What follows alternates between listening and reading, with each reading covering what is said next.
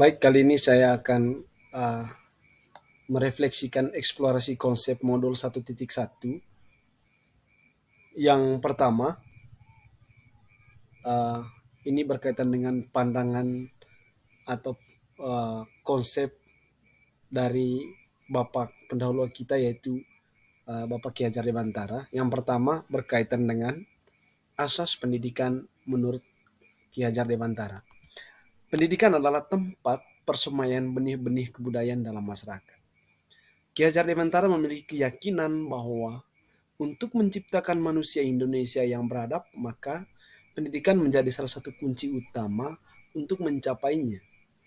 Pendidikan dapat menjadi ruang berlatih dan bertumbuhnya nilai-nilai kemanusiaan yang dapat diteruskan atau diwariskan. Lalu eh, pandangan yang berikutnya dari Bapak Ki Hajar Dewantara berkaitan dengan dasar-dasar pendidikan yang menuntun. Dalam menuntun laku dan pertumbuhan kodrat anak, Ki Hajar Dewantara mengibaratkan peran pendidik seperti seorang petani atau tukang kebun. Anak-anak itu seperti biji tumbuhan yang disemai dan ditanam oleh Pak Tani atau tukang kebun di lahan yang telah disediakan. Anak-anak itu bagaikan bulir-bulir jagung yang ditanam. Bila biji jagung ditempatkan di tanah yang subur dengan mendapatkan sinar matahari dan pengairan yang baik, maka meskipun biji jagung adalah bibit jagung yang kurang baik atau kurang berkualitas, dapat tumbuh dengan baik karena perhatian dan perawatan dari Pak Tani. Ini sama halnya dengan peserta didik. Jadi pendidikan anak itu sudah memiliki kodratnya.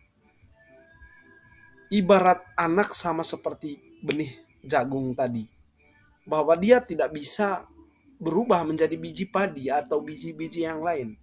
Tetap menjadi biji padi. Begitu juga peserta didik. Dia tidak akan bisa menjadi orang lain, menjadi memiliki karakter seperti orang lain, namun dia memiliki kodratnya sendiri.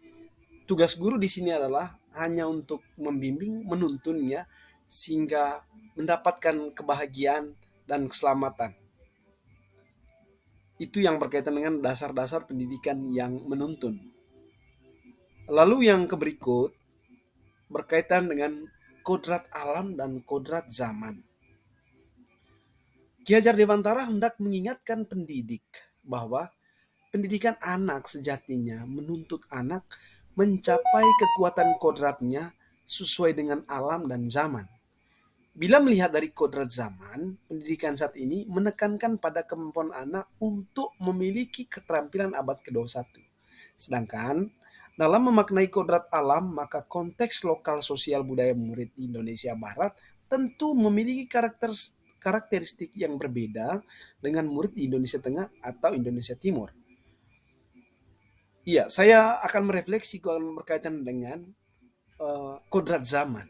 Kita tidak bisa menampilkan bahwa kodrat anak di abad 21 ini tentu berbeda dengan kodrat anak di zaman sebelumnya. Bahwa perkembangan IT itu akan mempengaruhi kodrat mereka.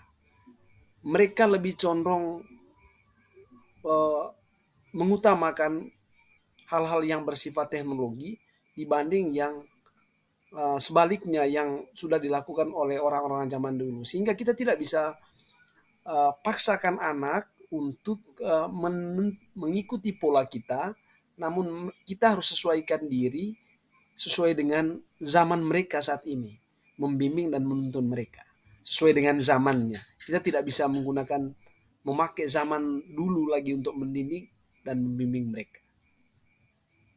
Lalu yang terakhir berkaitan dengan budi pekerti. Saya sangat tertarik dengan penjelasan yang disampaikan oleh Bapak Ki Hajar Dewantara yang menjelaskan bahwa keluarga menjadi tempat yang utama dan paling baik untuk melatih pendidikan sosial dan karakter baik bagi seorang anak. Keluarga merupakan tempat bersemayamnya pendidikan yang sempurna bagi anak untuk melatih kecerdasan budi pekerti, pembentukan watak individual. Keluarga juga merupakan sebuah ekosistem kecil yang mempersiapkan hidup anak dalam bermasyarakat dibanding dengan institusi pendidikan lain. Refleksi saya tentang budi pekerti ini, yakni bahwa keluarga akhir-akhir ini tidak seperti yang diharapkan oleh Bapak Ki Hajar Dewantara, yang dicanangkan oleh Bapak Ki Hajar Dewantara. Justru keluarga mengabaikan hal ini. Padahal sebenarnya keluarga lah yang menjadi tempat yang utama untuk anak. Anak dibentuk karakternya, anak dibentuk uh, sikapnya, sehingga ketika dia berada di sekolah, maka dia bisa menyesuaikan diri lingkungan sekolah, karena di rumah dia sudah diberi bekal, diberi pemahaman oleh orang tuanya. Sehingga budi pekerti ini startnya menurut saya adalah di keluarga, sekolah tinggal melanjutkan.